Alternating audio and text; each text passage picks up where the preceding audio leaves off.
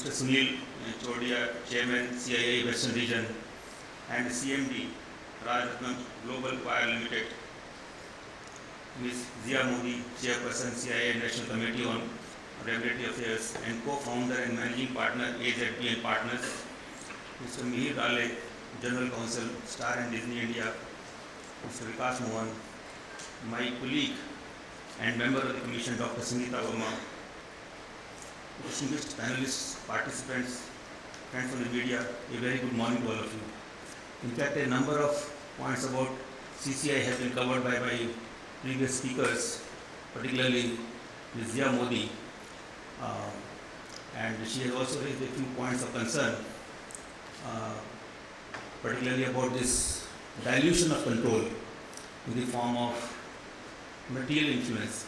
I think this point will clarify in our merger control regime.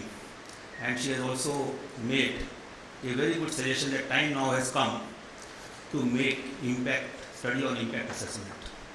I think definitely we'll take a few topics and we'll try to show how for the last 10 years of working on the CCI has made impact in the economy. I may sound, I think I got a prepared text now, I'll be going through, but I may sound repetitive on some aspects which my previous speakers have already covered. Please bear with me. It's my pleasure to be present at this annual conference on competition law and practice. Over the years, CII has embarked on various initiatives on compliances, corporate governance, adoption of best practices, and knowledge management. CII, through its various conferences and summits, has been instrumental in bringing together all stakeholders to contribute to the economic and social development of India. At CCI, we look forward to being part of such platforms where a free flow of ideas can help us advocate better market practices to ensure fair competition and understand industry perspectives. The last 2.5 years have posed unprecedented challenges on multiple fronts. During this period, CCI took a series of measures to ease compliance through a trust-based approach. As we look back, I can say with a sense of satisfaction that our organization was always within the reach of the stakeholders, took timely measures in the form of advisories and swift adoption of digital modes in all aspects of functioning, and other steps were initiated to ease compliances and facilitate ease of doing business. In over a decade-long journey, we have strived to instill the values of competition in Indian markets through credible antitrust enforcement, robust merger control regime, and regular engagement with stakeholders. During this period, we have reviewed over 1,200 antitrust cases and 965 combination filings and held over 1,200 advocacy events. However, more than what these quantitative accomplishments reveal, the Commission through these years has been able to instill confidence amongst stakeholders across diverse sectors of the economy while discharging its enforcement mandate. As a responsive and responsible regulator, CCI has constantly reviewed its procedures to simplify processes besides taking steps for speedy disposal and lessening compliance. Let me start with the evolution of our merger control regime. To make the regime market friendly, CCI has taken various measures to lessen compliance requirements as well as ensure transparency of process and predictability of outcomes. Our trust-based green channel system, the first of its kind in the world, came into effect in August 2019 and has been very well received by stakeholders, with about 1/4 of the merger notices now being filed under the green channel system. To reduce compliance, the requirement of providing information on non-compete arrangements in merger filings has been dispensed with. Revised guidance notes have been issued which give parties to the combination clarification on the information to be filed with CCI, and forms for filing notices have been simplified by requiring only such information which is relevant and necessary for merger assessment. Friends, another important development that I want to touch upon is the recent amendment to CCI General Regulations 2009 to put in place a comprehensive confidentiality regime. The regime is based on international best practices and was brought to life after a rigorous virtual consultation process which elicited active participation from stakeholders who provided valuable feedback on the proposal. Since its introduction in April 2022, the said regime has been seamlessly adopted in various cases to ensure a right of effective defense while also safeguarding the confidentiality of sensitive information. Now let me advert to future challenges, particularly in the context of digitalization of economy. The digital economy has been rapidly growing and has already reached a significant stage. COVID-19 accelerated the digitalization of markets, thereby increasing the influence of digital platforms operated by big tech. With control over user data and online real estate, these platforms are in a unique position to shape and influence consumer choices on the one hand and steer consumer traffic to the businesses on the other. This gatekeeper position of the platforms, seen in conjunction with their innate features, is giving rise to concerns for competition and contestability. Moreover, these firms can bundle a range of digital services that enables them to expand into adjacent markets. The impact of these so-called ecosystems is compounded by the opacity in policies and the data advantage they have over both business users and potential competitors. While India emerges as one of the biggest and fastest growing digital consumer bases, market distortions need to be corrected promptly. Challenges that these issues pose for antitrust enforcement and policy are multidimensional. First, the antitrust analytical and conceptual frameworks need necessary adaptation to reflect digital market complexities. Second, data-related conduct or deals require not only reframing the classic categories of antitrust concerns around personal and non-personal data as the relevant asset, but also adding other dimensions of competition such as quality and privacy. Third, given that digital markets are prone to tipping, early identification of issues and faster remedial interventions are of paramount importance. The challenge for policymakers and regulators is to keep abreast of the developments in these markets and continue to evolve and refine the tools.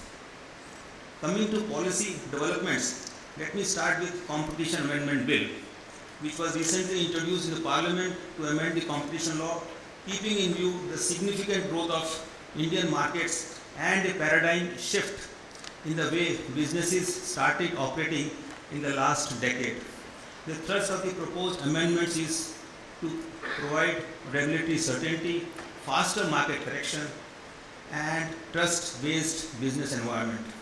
The proposed amendments introduce deal value threshold as an additional criterion for notifying mergers, exempt stock market purchases from standstill obligations, bring commitment and settlement framework in the statute book, and reduce timelines for facilitating faster review of merger notifications. The bill also broadens and deepens the scope of inter-regulatory consultations, a crucial area for reforms to avoid regulatory overlaps, considering the overarching and cross-cutting role of technological markets requiring intervention by different regulators.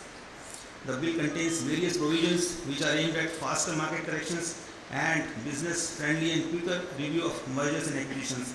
One very significant proposal in the bill is the reduction of overall time limit for approval of M&As from 210 days to 150 days. We are conscious that mergers and acquisitions are crucial instruments for investment flows, creating economic synergies and helping create scale economies for firms which are crucial for competing in today's globalized economic order. Therefore, it is the endeavor of the Commission to process merger filings in a timely and speedier manner. Another significant proposal in the bill is to introduce settlement and commitment framework which will not only reduce litigation but would also result in faster market corrections. The bill also does away with the requirement of prior approval of CCI in case of transactions involving open offer or acquisition of shares through regulated stock exchanges. The proposed reform would provide much needed relief to businesses as it balances the need of standstill requirement and compelling element of time sensitivity in market purchases. It's a major step towards ease of doing business. The bill also introduces the leniency plus regime. Leniency plus is a proactive antitrust enforcement strategy aimed at attracting leniency applications by encouraging companies already under investigation for one cartel to report other cartels unknown to the competition regulator. A limitation period of 3 years has also been proposed in the bill for filing information reference before CCI for anti-competitive agreements and abuse of dominant position. It has been our experience over 13 years of enforcement that sometimes information providers bring cases before CCI in respect of agreements or cause of action for which cause of action are quite old. This creates uncertainty in the markets and puts businesses at perpetual risk of being dragged to CCI for any clause in the agreement which was executed a long time ago and is now alleged to be anti-competitive. I think this item is not being talked about a lot, but I think it's a very important item to give certainty, and businesses now can rest assured that very old cases will not be opened. Moving on to global developments world over, competition authorities are grappling with challenges posed by new age markets. That is, whether the existing antitrust framework is well equipped to deal with the challenges posed by these platforms, or whether we need new enforcement tools, including by way of ex ante regulations to deal with their conduct. Some tweaking of competition laws has happened, and in some jurisdictions, new legislation with ex ante powers to regulate digital markets are either proposed or at an advanced stage of becoming law. CCI is following such developments to ascertain their relevance and feasibility in the Indian context. While enforcement will always be at the forefront of correcting market distortion, the Commission continues to understand market constructs across sectors for advocating self-regulatory measures. World over, market studies are increasingly becoming an important constituent of the competition toolkit. Prompted by rapidly changing competition landscapes, such market studies inform enforcement decisions, aid advocacy efforts, and guide market participants to adopt self-regulatory measures. The market study report that was released in 2020 urged e-commerce platforms to put in place a set of self-regulatory measures for certain areas such as search ranking, collection, use and sharing of data, user review and rating mechanism, revision in contract terms, and discount policy. Since then, the Commission has conducted market studies in other area sectors such as telecom sector, pharmaceutical sector, cab aggregators market, common ownership, and film distribution market. These studies have accentuated the need for a harmonious regulatory environment, focusing on strengthening cooperation among sectoral regulators and the competition authority, on which Competition Commission of India lays a lot of emphasis. The recent market study on cab aggregators market in India also aims at contributing towards well-functioning ecosystem in the cab aggregators markets in India. Based on the observations and findings of the market study, the Commission has come up with an advisory in the form of suggested self-regulatory measures aimed at bringing in more transparency and reducing information asymmetry for better functioning of the sector. These include market information available regarding descriptions of various heads of total fare, policy on search pricing and sharing of revenue on account of search between drivers and cab aggregators, and policy on data collection and usage. The advisory also advocates no preferential treatment to the vehicles owned by the said cab aggregator platform. Adoption of these self-regulatory measures will definitely go a long way in addressing several issues faced by riders and drivers by ensuring a well-functioning ride-hailing ecosystem. Novel issues posed by digital markets require new skill sets for investigation, adjudication, knowledge creation and augmentation of capacities in areas such as artificial intelligence, machine learning, data analytics, algorithm design, etc. We are in the process of setting up a digital markets and data unit within CCI as a center of expertise for digital markets. The DMU will connect with experts, engage with international agencies, industry, academia, and other regulators departments, provide inputs on policy issues, support data analytics management, and undertake any other tasks assigned to it in the context of digital markets. To provide further ease of access to stakeholders, CCI opened its first regional office at Chennai last year. This year, CCI added one more regional office to have footprints in the eastern region of the country through offices in Kolkata, and very soon,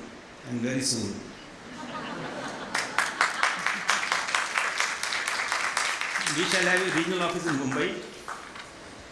With such regional presence, we aim to deepen our engagement with state governments, PSUs, industry bodies and academia operating at the state level. Let me also highlight the advocacy initiatives of the Commission, which is an equally important tool along with enforcement to serve the mandate of the Act. CCI conducted over 450 advocacy programs with wide outreach over the last 2 years through a virtual mode, despite COVID-related restrictions. Further, to supplement our efforts for nationwide reach or outreach, the Commission's advocacy literature is being translated into different regional languages. Last year, CCI released advocacy booklets in Tamil, Marathi and Bengali. This year, we added 2 more languages to this list, that is Kannada and Malayalam. Going forward, we will be adding many more languages to this list so as to enable wider dissemination of information pertaining to competition. All these booklets are now available at CCI's website, which was recently upgraded with the aim to achieve a stakeholder-friendly modern website with best features, including e-consultation with stakeholders, pre-filing e-consultation, mobile compatibility, etc. In a young jurisdiction like India, where legacy issues have not yet faded completely, stakeholders are not fully aware of the benefits of competition, pro-market reforms are still on ongoing agenda, enforcement cannot be the only route to market correction. A large part of Commission's work has and will continue to comprise proactive outreach and advocacy. Our experience suggests that dialogue with stakeholders can be effective in preventing violation of the law and can help mitigate a range of competition concerns without burdening the industry with compliance and litigation costs. Before I conclude, let me take this opportunity to